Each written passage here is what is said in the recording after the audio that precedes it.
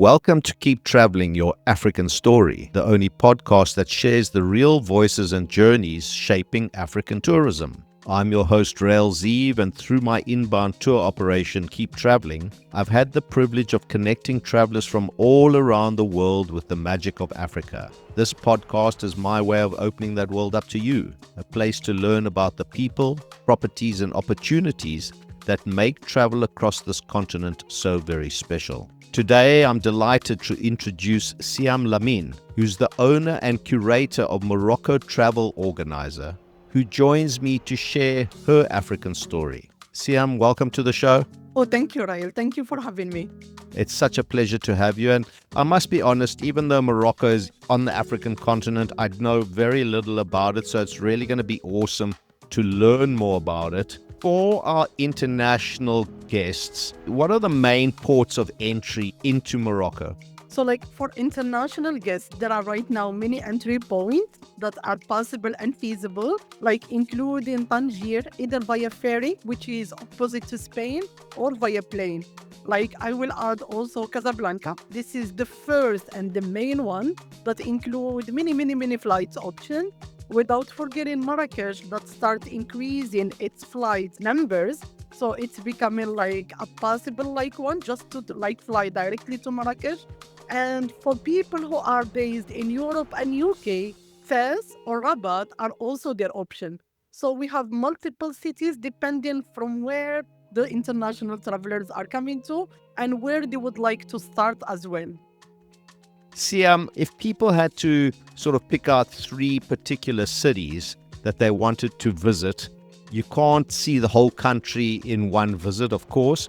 What would be your choice to advise those people on those three places to visit? Yeah, thank you, 𝐸𝐿, by the way, for mentioning something important, is that you cannot see all of the cities in Morocco.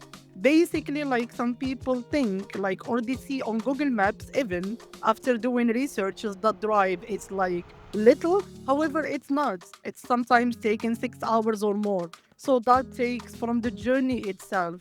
So I would pick beside Marrakech, which is already in the mind of everyone. I want to be fair to other places that definitely worth visiting. I'm going to go with the Sahara Desert. That's considered as one in a lifetime experience for a reason.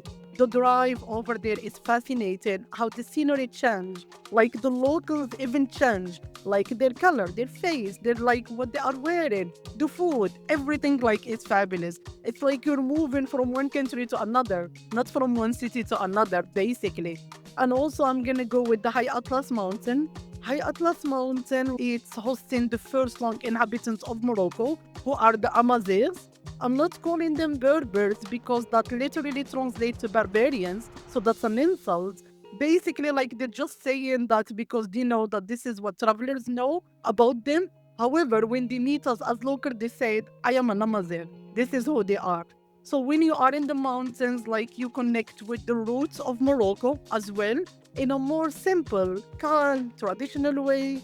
And also, even sometimes the food, it's not that fancy or Michelin stars, but it's super tasty compared to where you try all over Morocco from that sense. I'm not going to forget my third city, but I'm not keeping it last for a reason, which is Fez, where I was born. And it's the 1,200 years old place. So this is the capital city of food, of craft, of music, spiritual.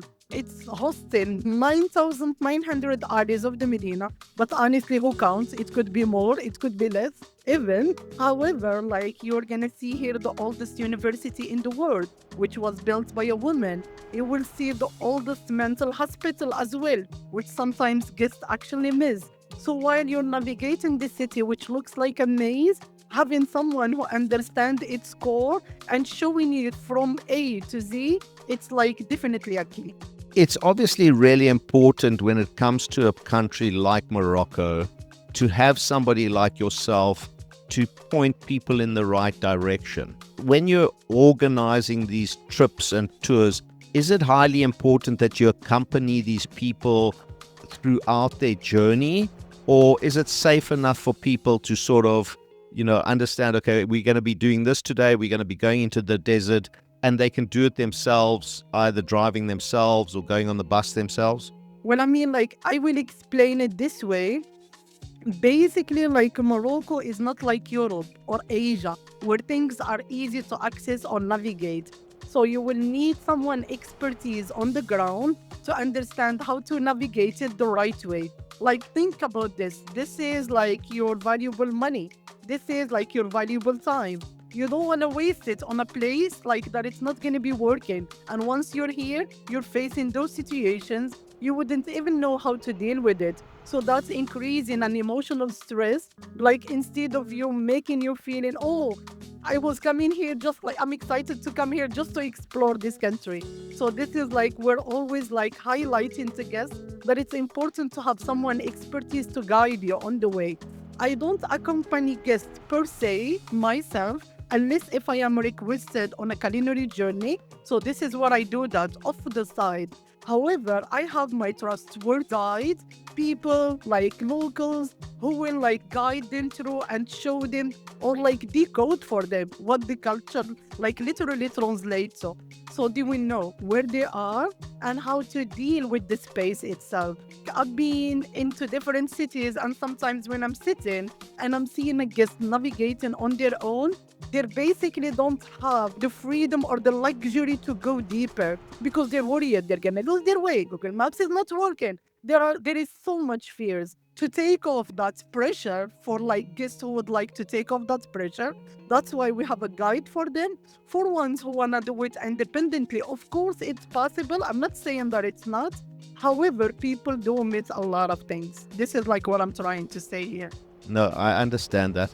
Now, you spoke about the desert, and I just want to touch on that because when people talk about desert, you think of these continuous sand dunes. Is that what I'm going to see when I go out into the desert in Morocco? Just sand and sand and sand? Or what is it that I'm really going to experience? Well, here is what one woman described to me recently when she went to the desert. She said, I was driving and I was seeing some villages, some towns, and suddenly it was magic. So she described it as magic because that's the start of the dunes, and it's gonna be like the beginning of it. Like, you'll find riads, that's the beginning of the dunes. Like, and riads that are traditionally built in the Sahara Desert, not the riads as homes in the Medina, because there are differences. But behind like those like riads, this is the start of the dunes, so it's gonna be sand and sand and sand, but golden round dunes that are fabulous. And in between, you'll find camps who are putting their like tents for travelers to come and enjoy their glamping overnight. You've mentioned the mountains. Can you give me a little bit more understanding of the mountains and what they're famous for? We have the highest peak in North Africa, and that's actually like based, like starting from Marrakech. It's 1 hour and a half drive to Emine village. And from Emine village, you start with a 6 hour hike to 7 hour, depending on the capacity physics of people. And then you stay at the base camp. And on the following morning, early morning, let's say I was actually waked up by 3 a.m. And that was in August, which means long days. So by 3 a.m., we start hiking around 6 or 7 hours until we reach to the peak of Toubkal. That is 4,167 meters around that. So this is how high in altitude. The view from there is stunning because you see the series of all the high Atlas mountains, and there are different peaks. And like Toubkal mountain doesn't mean per se it's like the hardest mountain to climb. We have mountains that are less in altitude but challenging to climb for adventurous travelers. And are you getting those adventure travelers, those adventure climbers? Are they coming there to conquer those mountains? Is that part of their sort of journey as well? Well, I mean, like my niche is culinary, so I'm receiving travelers who are into the culinary. However, like some travelers said, I want to do some hiking in the High Atlas Mountain. So we tend to keep it open for them, like on the day with the guide to see what hike suits their capacity. I have never yet done, to be honest, like a guided tour, a hiking tour for clients more than 7 days. But if guests ask for it, I know how to do it as well. Now, you're bringing up that culinary, so we're going to have to speak in depth about that. This is your forte, And I know that Morocco is well known for great food, and we can never cover all of the food, just like we can't cover the entire country. So give me your 3 top dishes that you would suggest to a traveler, to a visitor to your country, that they have to try.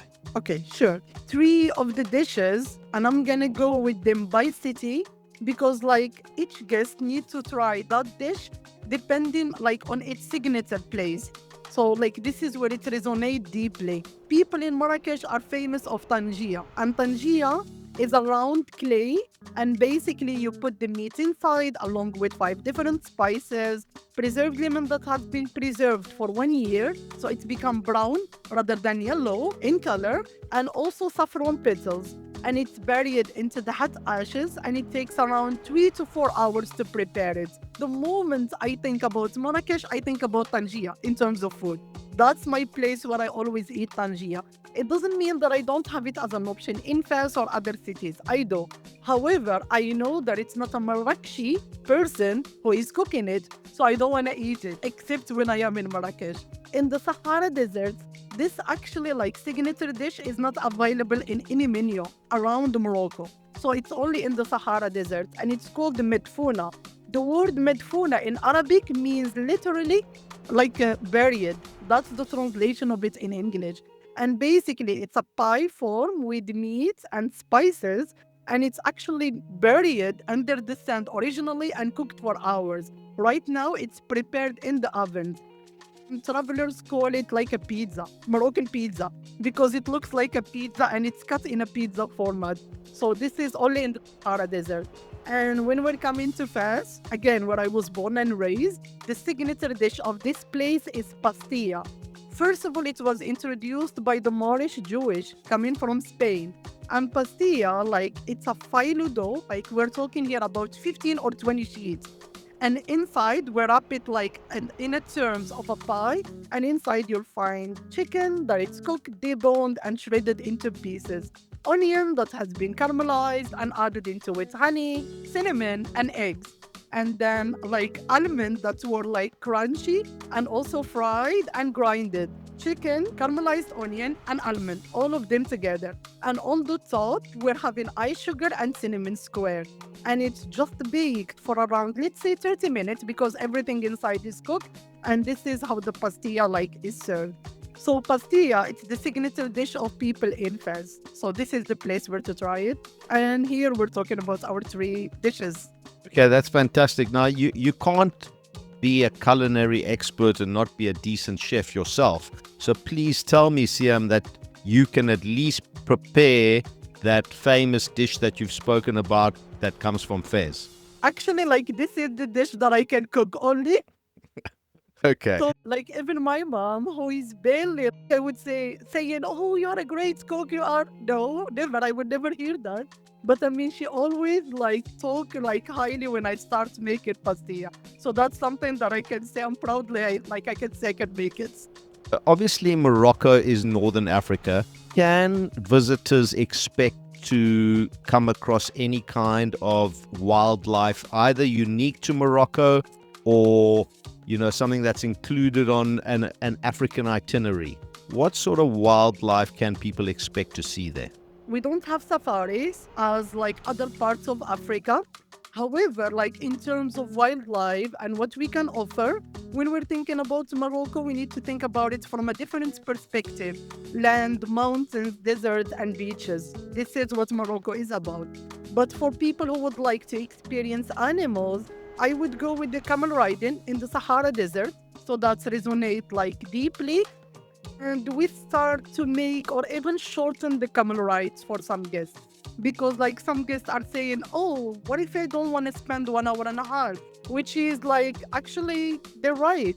So what we do, we just put it into 15 minutes instead of 1 hour and a half.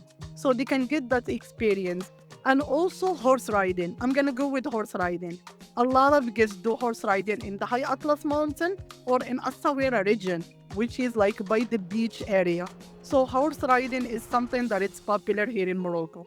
My other podcast where I've spoken about the marine wildlife, would you know of what marine animals are accessible from the beaches?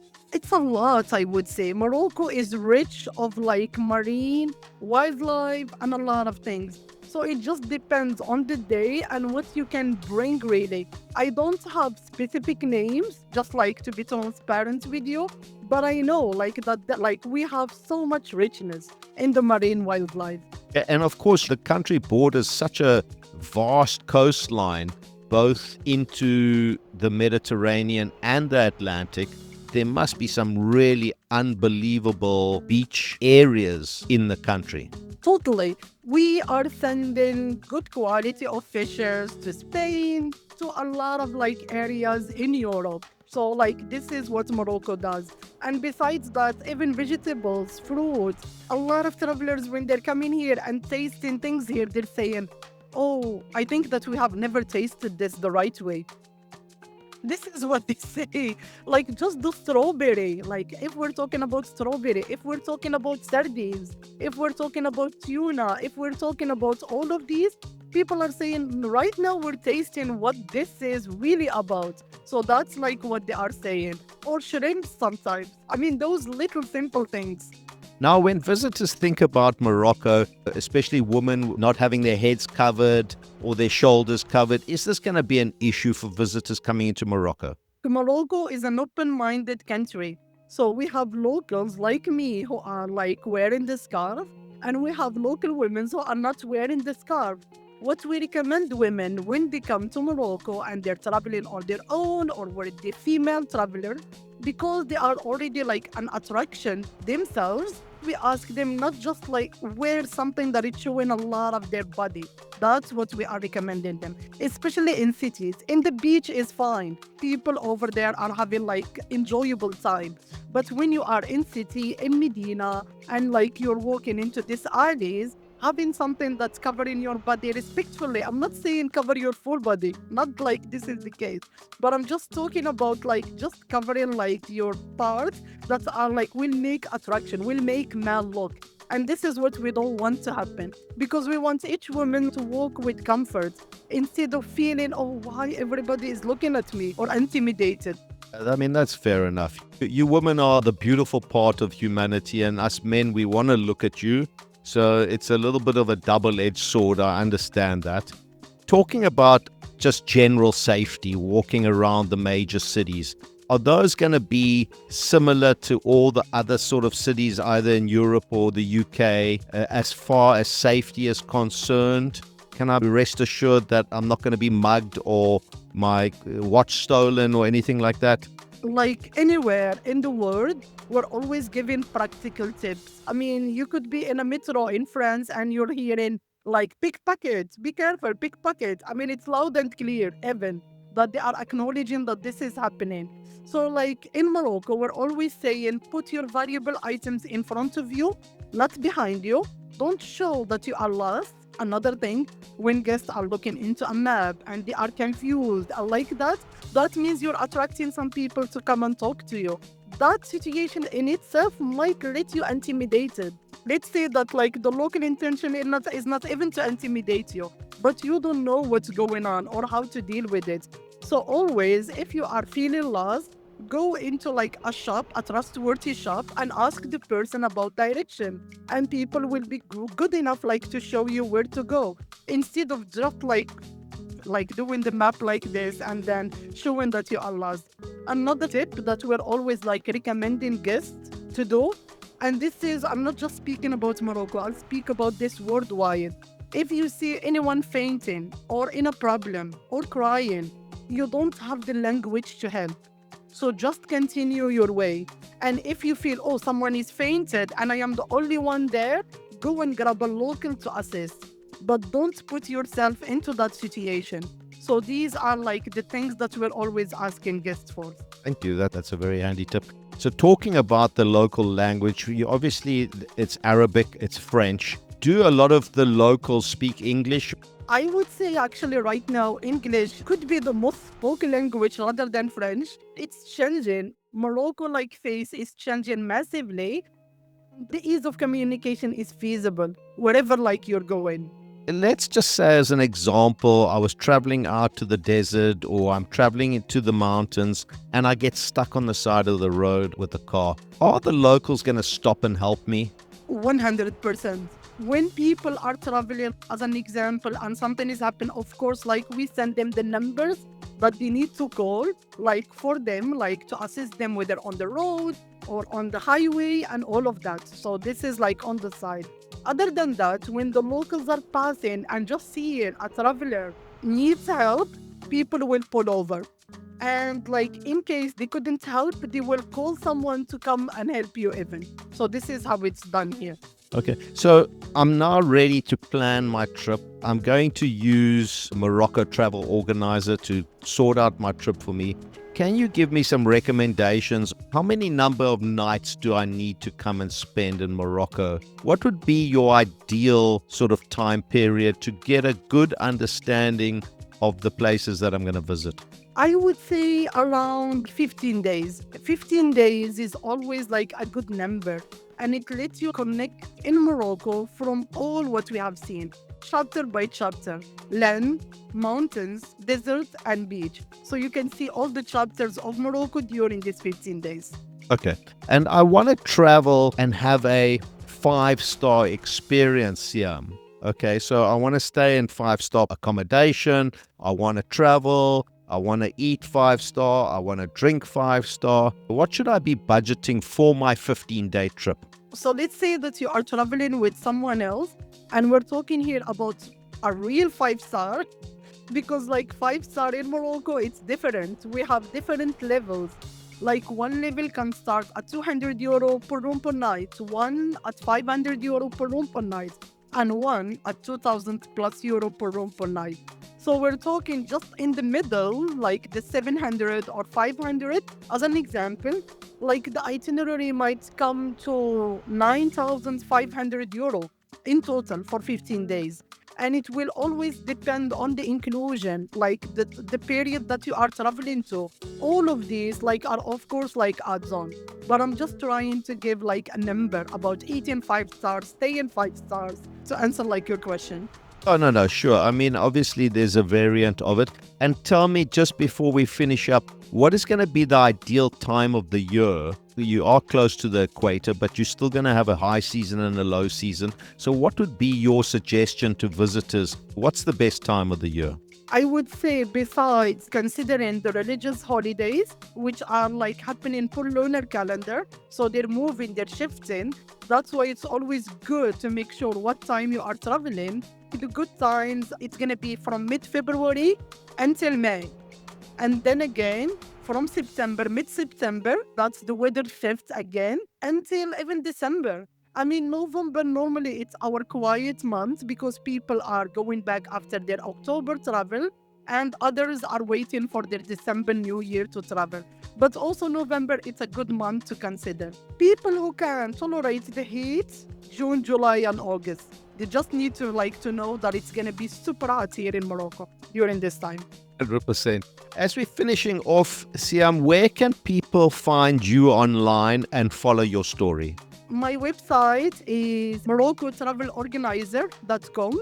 So this is where you can find my company. You can find even like a guideline of 7 mistakes to avoid when you're traveling to Morocco. Make sure you go there and download it because it has useful tips. And you will find my number if you want to contact me, social media, and everything. You can follow my stories from there and know about me as well. What particular social media channel do you have an account on? So I'm focusing on 2 things. LinkedIn, which has my name. I'm much more active with my name, Siham Lahmin, and you will find my picture with the scarf pouring like a tea, so it's hard to miss. And also on Instagram, you will find it under the name of the company, Morocco Travel Organizer. I'm trying just to stay in 2 channels to raise awareness of what we are doing in here. That's fantastic, and I hope that the listeners will take cognizance of that. Siham Lahmin, thank you so much for your time and energy, and I really appreciate learning more about your country, and I hope to visit sometime soon myself. Thank you, Rael, and who knows, looking forward to meet you soon here in Morocco. What a knowledgeable conversation. Thank you so much, Siham, for sharing your story and for everything you're doing to grow African tourism. Don't forget, every week we feature fantastic prize giveaways from some of Africa's most beautiful lodges, camps, and travel partners. You could win your own unforgettable getaway just by listening, subscribing, or visiting www.keeptraveling.africa/podcast, or read more about today's guest by scanning through the show notes of today's episode. Don't forget to follow Keep Traveling on social media for the latest episodes, stories, and travel inspiration. I'm 𝐸𝐿𝐸𝐸, and this has been Keep Traveling, your African story. Remember, a few years from now, you won't remember how much it cost you, but you'll always remember the memories you made. Keep traveling.